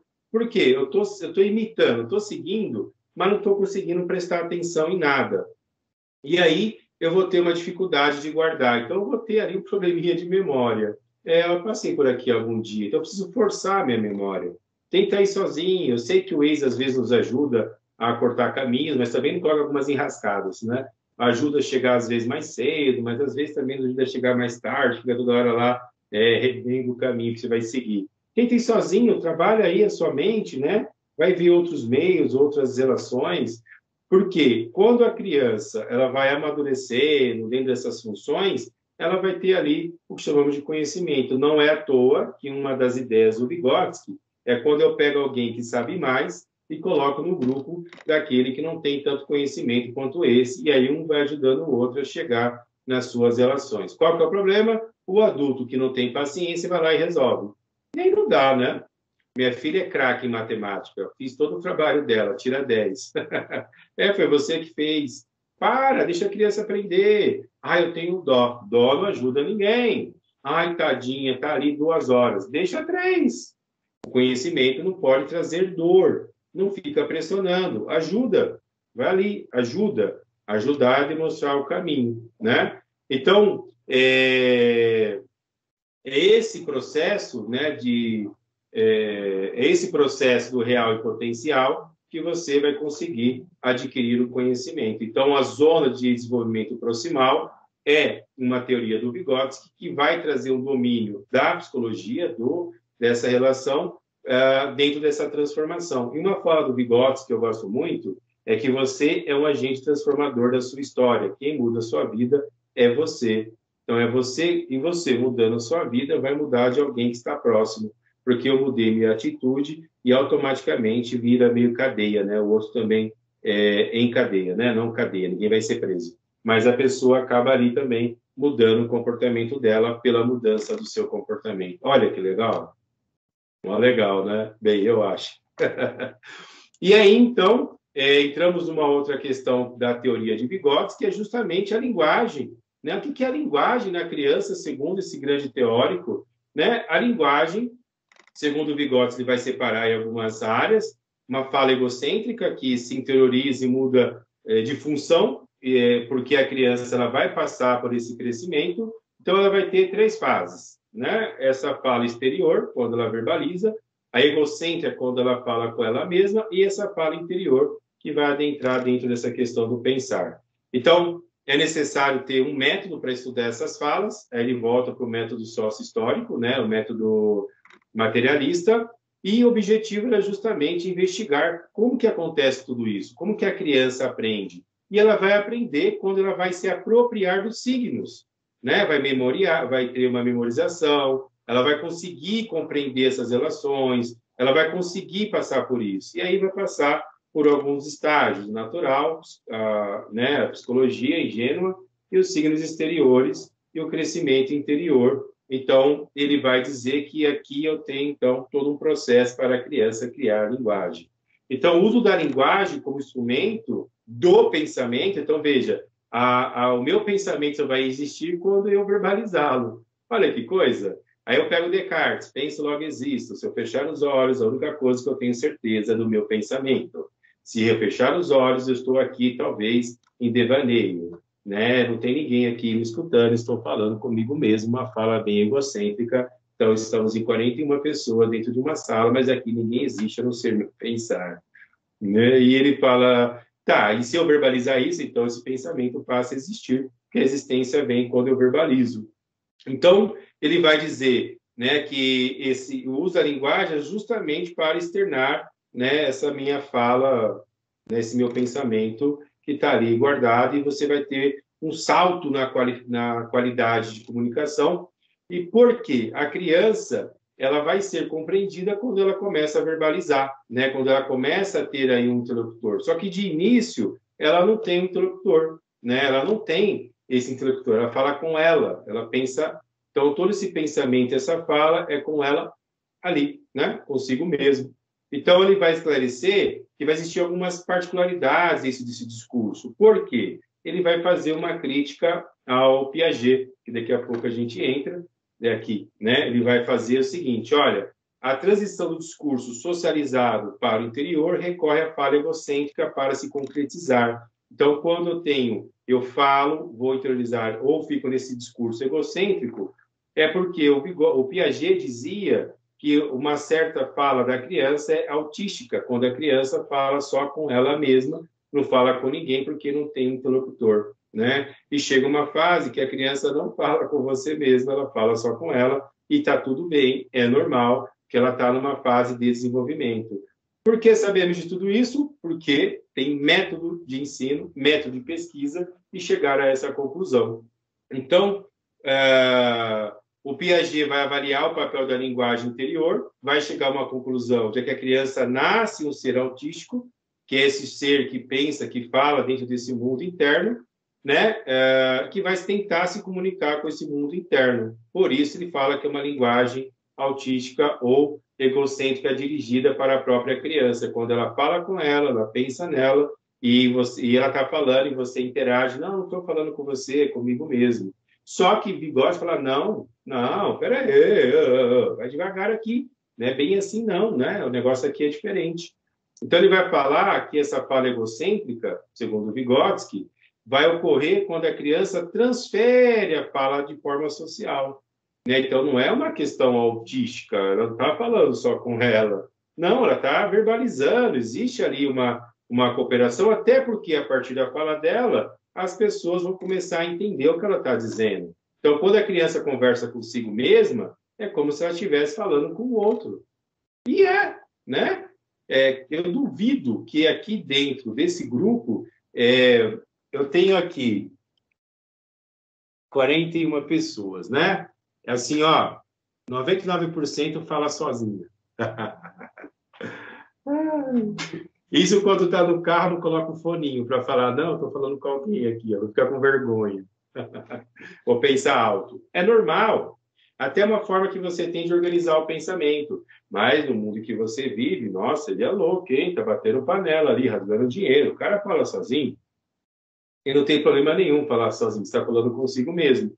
Então, o Vygotsky diz, não, eu falo comigo mesmo, né? Então, quando as circunstâncias a obrigam a parar e pensar, o mais provável é que ela pense em voz alta. É isso. E pensar em voz alta é justamente quando eu verbalizo. Olha que coisa, gente. Para quem tem filhos aqui, sabe como é isso. Oi, filha, falou alguma coisa? Não, atrapalhando com você, não. Ou então ela fala assim, tá me atrapalhando. Ah, é verdade, desculpa. O Dal de Larron, que é esse que fala sobre a questão das psicopatologias, semiologia, ele vai trazer que a linguagem ela tem a função de comunicar, socializar, né, e dar um suporte a essa formação do pensamento, lógico, abstrato. Então, a diferença do ser humano, além do trabalho que o Vygotsky traz, é a linguagem, né? A gente se comunica pela linguagem. Só que, assim, é dificílimo, porque o Lacan diz, eu sei o que eu falo e não sei o que você escuta, porque você tem uma formação interna desse pensamento, dessa linguagem, desse construto de significado significante, a partir de uma relação social, que eu não fiz parte. E se eu não fiz parte, eu não sei o que você está dizendo. Às vezes eu falo caneta, você vai entender pera, e eu estou falando caneta, eu estou falando pera, a gente vai discutir porque não chegamos a um denominador comum. E aí ele diz o quê? Eu tenho que me fazer entendido, nem que para isso eu preciso desenhar. Pega para um cidadão brasileiro e fala assim, amigo, eu vou desenhar, você não entendeu. Ele vai sentir ofendido, você vai tomar uma porrada, né? Ai, que ofensa, por quê? Está me chamando de burro? Não, eu estou dizendo que eu não estou conseguindo me fazer entendido. Pelo amor, obedeça, escuta aí, deixa eu tentar me fazer entendido. Não é à toa, quando você está conversando com alguém, você nem termina a sua fala, o cara está te julgando. Eu já sei onde você vai chegar com isso, eu já sei o que você vai falar, sabe nada. Nem a pessoa que está falando às vezes sabe, como que você sabe? É um ar, uma prepotência, né? Um desejo de ser Deus, que absurdo. Eu volto para o Nietzsche, né? Eu preciso que esse homem assuma esse protagonismo, que você venha ter esse olhar sobre você e espero o outro falar. Eu não sei o que você tem a dizer, desde que você diga, meu amigo. Se você não falar, eu não vou saber. Aí tem o pessoal que fala assim, você está pensando o que eu estou pensando? Desculpa, eu não sei o que você está pensando, desde que você não fale. Se você falar, eu vou saber o que você está pensando. Se você não falar, eu não vou saber o que você está pensando. Então, essas historinhas, né, que falam assim, olha, né, eu sei que você está pensando, só em olhar para ele eu já sei, sabe nada, deixa a pessoa falar, né? Aí você vai saber, igual criança. Aí a criança vai para a escola, a criança quer falar, aí você não deixa falar porque você fala por ela. É igual aquele meme, né?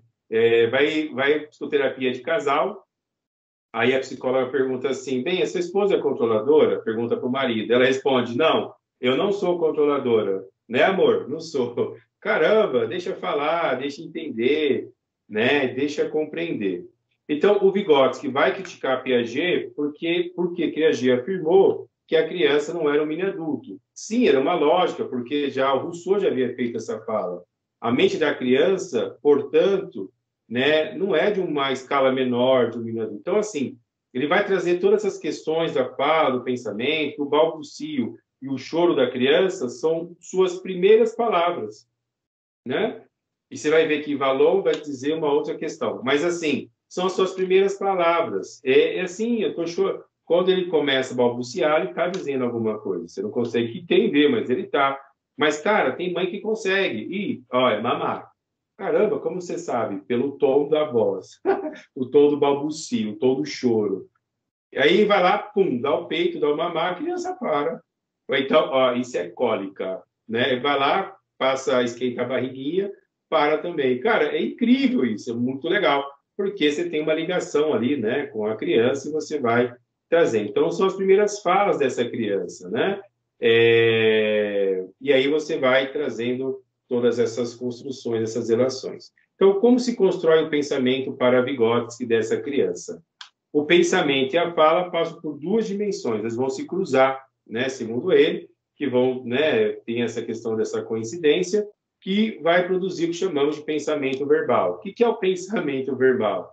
Né? É justamente quando eu verbalizo, né, todas as esferas da fala, do pensamento, que vai exigir uma ampla área do pensar, né, que não tem relação com a linguagem ou com a fala, que eu vou tentar ali trazer, né?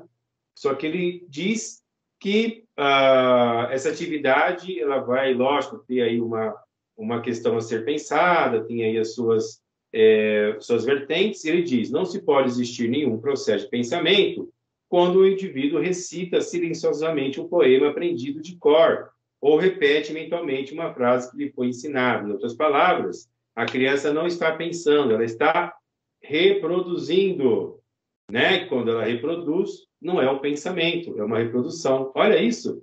Ele consegue, então, separar isso claramente. E a criança, na sua infância, ela imita bastante, né? Então, ela acaba reproduzindo algo. Então, isso não quer dizer que ela está pensando em relação nessa relação, né? É outro momento. Estou tentando voltar aqui, não estou conseguindo, mas tudo bem. Bem, então o pensamento, já falou disso aqui. Então o Vygotsky vai trazer, né, que o problema do pensamento da linguagem vai ultrapassar várias áreas, então precisa entender, ele vai discorrer a respeito disso, a partir desse pensamento verbal e não verbal. E aí ele vai entrar no símbolo, no seu desenvolvimento, porque a criança ela aprende a partir desse símbolo. Então, quando eu falo dos signos, significado, significando, é um outro autor que eu indico chamado Ferdinand Saussure, né, ou Saussure, mas a pronúncia é Saussure, que vai falar sobre justamente a linguística, né? E aí você vai entender um pouco disso, até porque Lacan vai beber dessa fonte, Freud vai beber de um outro linguista, né? Mas sempre trabalhando com isso, porque, segundo Lacan, o nosso pensamento, aliás, o nosso inconsciente, ele é linguístico, né? E é mesmo, a partir dessas relações dos símbolos. Então, a criança ela vai começar a entender isso a partir dessa ação simbólica, né? Da representação daquilo, de todas as atividades. Então, as crianças vão usar esses signos, né? Esses símbolos, justamente para entender o que ele está dizendo ou não a partir dessas relações, para chegar no significante, que é justamente a compreensão. Então, ele vai ter uma grande descoberta nessa relação, nessa transição, que ele vai compreender que a criança passa a ter uma inteligência desses signos, porque na infância ela vai adquirir, e quando ela acaba tendo um amadurecimento, ela vai entender o porquê daquilo. Então, ela vai dar voz àquilo e vai ter uma mudança de comportamento. Então, toda atividade simbólica tem, portanto, uma função organizadora. Não é à toa que você utiliza com crianças o lúdico, que é justamente a questão do brincar junto com esses símbolos. Então, com a fala, a criança aprende a controlar seu meio, né? Vai produzir novas relações, ela vai organizar e vai dar uma ideia do seu próprio comportamento, esse intelecto vai ser uma construção. Então, quando ela começa a verbalizar as situações, né, ela vai aprendendo a se organizar, a planejar, a solucionar o problema, né? E ela vai conseguindo entender que ela faz parte desse problema, que ela precisa ter esse protagonismo, essa autonomia. Então, ela percebe que a necessidade da fala, enquanto ela fala, ela vai agir. Então, existe uma coisa interessante, que existe a fala e a prática, e aí eu vou falando e vou realizando. Então, quando eu consigo verbalizar, eu consigo entender. Então, a criança, com a ajuda da fala, vai criar possibilidade de solucionar problemas. Aí eu vou trabalhar novamente o Gardner, onde ele diz que inteligência é o ato de resolver problemas. Então, se a sua criança resolve problemas, ela ali tem um grau de inteligência, porque ela vai aprender a se resolver. Quando ela não vai conseguir, quando você, pai ou mãe, quer fazer tudo por ele. Aí não dá, né? Aí fica meio difícil.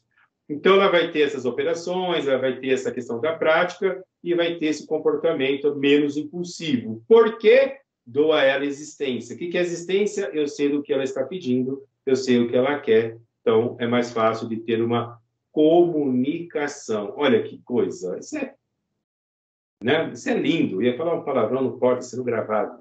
Então, toda fala que se torna socializada, né, a partir dessa questão onde ele acaba guardando isso, ele vai dizer que, né, então, em vez da criança pedir para o adulto ajudar a resolver o problema, ela passa a tentar a resolver o problema. Só te chama quando deu, não consegui, ajuda aqui. Então, a partir do momento que ela desenvolve um método de comportamento, porque é isso que a criança vai ter que fazer, aprender. Volto lá para o estímulo do Piaget, dos jogos, das relações, né? Eu vou criar isso na criança, ela vai conseguir se resolver. Então, jogos, o lúdico vai ajudar muito nessa relação, até com essa atividade e com essa questão do comportamento. Bem, aqui eu vou entrar no papel do brincar, já para finalizar. teria muito mais coisa, mas o tempo não nos ajuda. E então, qual que é o papel do brincar no pensamento? A pergunta que eu fiz lá é se o brinquedo era importante. E o Vygotsky vai dizer que o brinquedo não é entendido por Vygotsky como uma atividade prazerosa. E não é mesmo, não é, tá? Porque quando você brinca, você ganha ou perde, dependendo do brinquedo. E quando você perde, você tem um desprazer. Ah, mas eu tenho que ensinar a criança a lidar com as suas frustrações. Sim, quando você fala não para ela, já vai aprender a lidar com as frustrações. A vida é uma frustração. Quantos não você tem, né?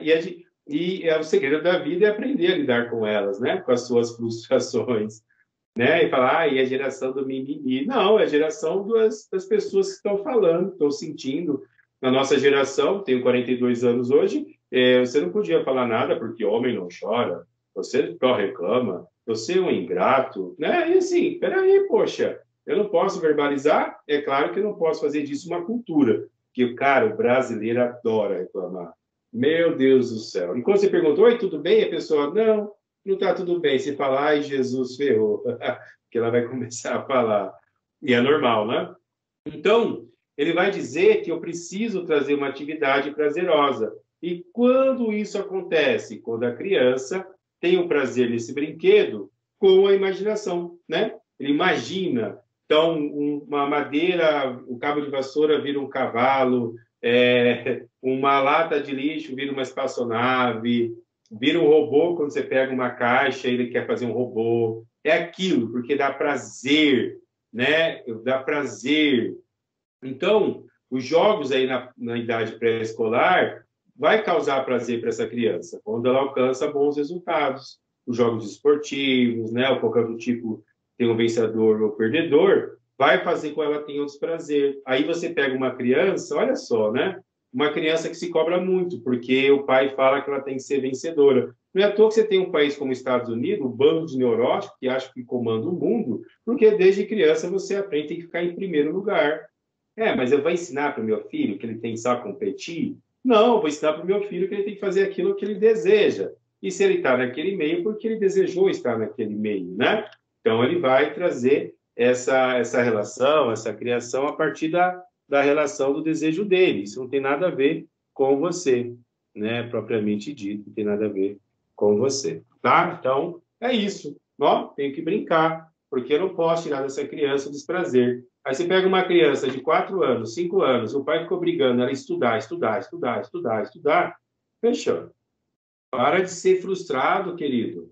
Vai brincar com essa criança, vai ensiná-lo a partir de uma outra questão, né? A partir dessa questão mais imaginária. Então, o brinquedo não pode ser analisado simplesmente pelo ponto de vista do prazer. Por quê? Né? Eu vou trazer essa questão mais intelectual. Então, ele vai fazer a crítica, as teorias, né, do brincar apenas com meio de prazer, porque o brincar, ele ajuda no desenvolvimento humano. O brincar, ele ajuda a criança a ter limite, a ter a moralidade, a saber o que é teoricamente certo ou errado mediante aquilo que a sociedade ou o grupo está impondo. Só que, às vezes, o adulto fala assim, ai, você não faz nada, só sabe brincar. Claro, é uma criança, poxa. Ela está lá para isso, para brincar. E você mal sabe o bem que você está fazendo para a criança que está brincando, né? Então, criança é para brincar. Quando eu vou visitar escolas para minha filha, eu não quero saber de uma metodologia que obriga ela a aprender 2, 3 idiomas e que tem que entregar a lição. Para com isso. A pergunta é, qual a metodologia? Sócio-interacionista e cognitivista. Amigão, é aqui que eu entro. Por quê? Ela vai brincar, vai aprender a partir do meio, ela vai brincar, ela vai interagir. Em casa eu vou estimular, e é isso aí. Vai todo mundo fazer sua parte. E ela vai conseguir, vai ser feliz, né? Não vai chegar na vida jovem e adulta lá toda frustrada, doente, porque não conseguiu chegar, porque o adulto ficou ali projetando nela as suas angústias. Então, a criança é vista pelo adulto como aquela que sabe devido ao seu desenvolvimento intelectual. E aí ele vai se classificado como superior e inferior. Aí eu volto lá para o Paulo Freire. Como criticar o Paulo Freire quando ele fala de educação bancária na pedagogia do oprimido? Cara, é isso que as escolas fazem, né? Eu te dou o conhecimento, depois eu saco o conhecimento. Poxa, peraí, vamos devagar, né? E o processo não é levado em conta, infelizmente, né? Então, a gente precisa ter aí essas conexões, entender essas motivações. Então, o desejo de satisfação para a criança é muito intenso, né? Por quê? Olha isso. E aí o Winnicott vai trazer como fenômeno transicional, né? Mas ele vai simplificar utilizando como ausência da mãe. Então, para preencher o vazio, a criança brinca, né? O brinquedo traz aí uma satisfação imediata. É isso mesmo, fica mais tranquila. Vamos brincar? Na hora para de chorar. Né? Então, eu preciso resolver essas situações, entender esse mundo ilusório da criança, no qual as frustrações e os desejos estão ali, são uma realidade, até porque ela tem que ser superada, né? E eu vou superar isso com esses brinquedos. Então, nesse processo, lidar com algo novo é bem interessante. Então, a psicologia vai entender a imaginação como algo criador, né? Capaz de trazer todos os significados significantes, as funções superiores, ela consegue lidar com tudo isso e vai conseguir lidar com as ações, né, que a escola acaba lidando. E aí, o convite é pensar, né? O que eu quero dessas crianças? Eu quero muito. Mas a pergunta é, o que eu quero, o que eu estou fazendo para que essas crianças possam ter uma vida melhor? E aí você fala, nada. Aí você fica na sua frustração, porque é uma relação muito difícil. E aí o convite hoje é o convite de construirmos uma sociedade melhor a partir do seu agora, porque o seu amanhã é hoje. O amanhã ele não existe, o que existe é hoje. O passado não existe, ele existiu. Se ele existiu, parou de existir, não existe mais, deixou de existir. E aí, quando eu entro no futuro, ele não existe. Olha aqui como o ser humano ele é totalmente psicótico. Ele não existe. Aí eu vivo lá no meu futuro, fico ansioso porque eu quero. Aí eu vivo lá no meu passado, triste, depressivo, que eu não consigo mudá-lo. E aí o que eu tenho é presente, né? Esse dia aqui é o presente, essa coisa maravilhosa. Estou aqui e você é um ingrato porque você não abre o presente que você tem. E todo dia é dado um presente. Você prefere pegar esse presente e deixar de lado e deixa de viver, deixa de fazer, deixa de existir, porque eu vivo um passado, um presente e deixo de viver no futuro. Aí você adoece e depois vai questionar por que adoeceu. Simples, porque você é um ingrato. E quem é um ingrato? É aquele que pega o presente e não abre o presente. Se você vai numa festa e recebe o presente, o ideal é que você abra. Depois você fala, olha, muito obrigado por esse presente. Por quê? O símbolo não está no presente, está no fato de você ter parado um dia da sua vida para vir e pensou em mim e foi buscar algo. Muito obrigado, você me deu existência e você vive isso. Mas você, devido a uma sociedade que você está convivendo, prefere viver um passado ou viver um futuro e esquece do seu presente. E aí o discurso é que mundo que eu estou preparando não para o meu próximo, mas para você mesmo. E o que você quer desse mundo? Só depende de você. E para finalizar, usa a fala de novo do Vygotsky. Você é o agente transformador da sua história. Então, para de criar a historinha, para de culpar o passado, para de projetar esse futuro e começa a mudar seu presente. E o presente é agora. E esse é o grande convite. Muito obrigado. Maravilhoso, a gente que agradece. Professor, a gente tem uma pergunta da Keila. A birra é uma forma de verbalizar que a criança não consegue externar em palavras ou uma forma de chamar atenção, provocação aos cuidadores? Boa pergunta. Depende da idade. Se for a partir dos 2 anos de idade, ele está entrando no terrível two, que significa justamente o que eles chamam de adolescência na infância. Quando a criança está birrenta, ela está pedindo, muitas das vezes, ao limite. Né? E o que é limite? É manter o não. Tá tudo bem, não precisa gritar, não vai mandar ela calar. Criança que chora, gente, fica feliz, porque ela está viva. Né? Só não chora quem já morreu, já dizia aí o samba enredo. Né? Então, assim, é isso. Deixa chorar, vai passar. Então, quando ela faz birra, ela quer justamente trazer essa questão do limite. E aí você vai manter o não. Né? E é uma forma também de chamar a sua atenção. Então, precisa entender o que ela quer com aquilo. Você vai interagir, vai buscar entender. Né? E aqui tem fases, viu? Com 3 anos, 2 a 3 anos, começa as birrinhas. Lá com 5 anos vai vir outro tipo de birra. Sabe por quê? Porque crescer dói, crescer não é fácil. E aí, quando ela dá de encontro com essa realidade, ela vai ter essa dor psíquica, porque, veja, até os 4 anos o mundo pertencia a ela. Os 4 anos em diante eu tenho que trocar, entender que esse mundo não me pertence mais. Caramba, a mãe não é só minha, é de todo mundo, tem que dividir essas relações. Então, você vai tendo que lidar com tudo isso. Então, a birra, ela é necessária, porque eu vou ter que ensiná-la a trabalhar o não, e não preciso gritar para isso. Mantém o não, aconchega, dá o acolhimento, explica, deixa chorar, não tem problema. Você vai ver, depois de 5 a 10 minutos para e volta e está tudo bem, vamos lá. E mantenha a sua fala, né, do que você trouxe ali. Então, é isso. Perfeito. Mais alguma pergunta? Alguém tem mais alguma pergunta? Pode abrir o microfone também, fazer a pergunta, fiquem à vontade. Bom, enquanto isso, eu vou aqui já fazer as preparações para o nosso sorteio. Então, a gente vai sortear agora 3 livros, 3 exemplares, e eu vou compartilhar a tela aqui com vocês, tá? Eu vou fazer o sorteio pelo sorteador aqui online. E eu fiz uma planilha em Excel que eu vou colocar aqui para vocês acompanharem quem vocês são na numeração.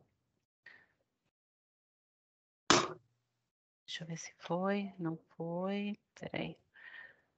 Vai uma coisa aí que não é o que eu quero mandar, tá? Então, desconsiderem. Vou copiar aqui de novo, rapidinho. Que a gente já vai sortear.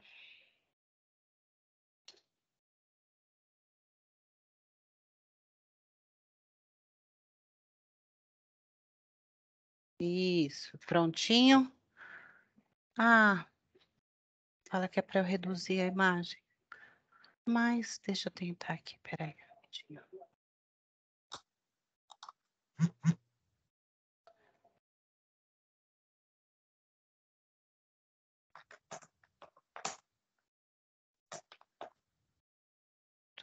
Vamos lá, então, vamos fazer de outra forma. Vamos de 10 em 10 para ver se ele aceita.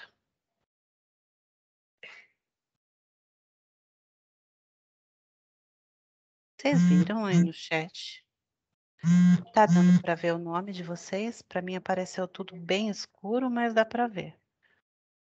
E aí, mais 10. Rapidinho a gente finaliza chegando nos 40, tá? Tá em ordem alfabética.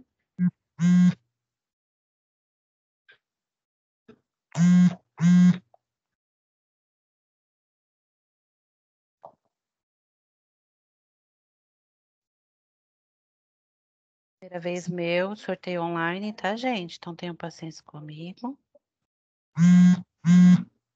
Professor, eu queria, assim, fazer uma pergunta.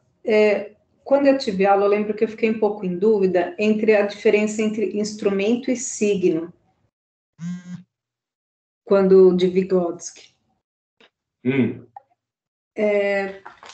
nem lembro qual era a minha dúvida, mas tinha uma diferença entre o que era instrumento e o que era signo, segundo a visão desse autor. Aline, né? Então, quando ele fala de signo, ele vai falar justamente dos símbolos, daquilo que eu utilizo para montar a minha forma de pensar. E quando eu vou utilizar a palavra ferramentas, é como que eu utilizo essa ação. A palavra signos, dentro dessa relação, é justamente a questão do objeto, né? Daquilo que é simbólico, daquilo que eu acabo construindo. Então, significado é aquilo que eu estou falando, né? O significante, justamente essa questão que vai dar a conexão da significação. Então, eu tenho o signo, tenho um objeto, eu tenho o conceito do objeto, eu tenho a questão verbal do objeto que eu crio na mente. Então, o Vygotsky, quando ele fala dos signos, ele fala justamente de como a criança vai conseguir lidar com essas relações a partir desse viés, a partir desse meio. Tá. Respondeu? Sim, obrigada, professor. De nada. Pode falar, professor. Não, o meu bate-papo não funciona. Não? É assim mesmo. Vocês estão de mal. Bom, então agora a gente vai... Eu vou colocar aqui. Vocês estão vendo a tela do sorteador aí?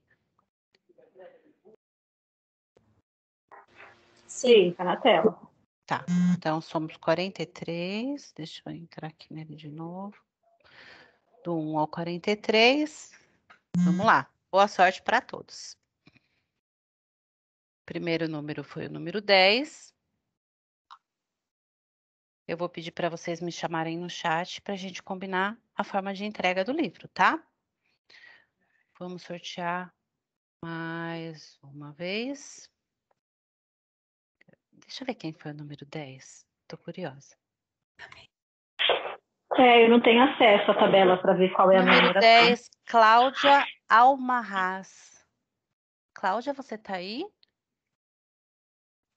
Oi, eu tô Parabéns. Tá aí? obrigada. Então tá bom, aí você me chama. Você tá no grupo do WhatsApp também? Sim, Então, estou. perfeito. Aí você pode me chamar, tá bom? Vou sortear o Obrigada. segundo livro. 33. Vamos ver quem é o número 33. 33 é Patrícia Ferreira. Você tá aí, Patrícia?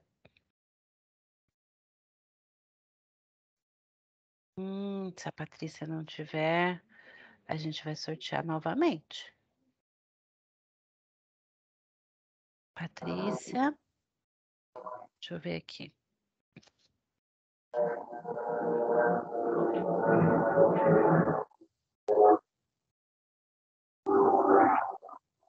Rapidinho, Leandra, mananã, deixa eu ver, Patrícia Ferreira. Patrícia Ferreira não está na sala.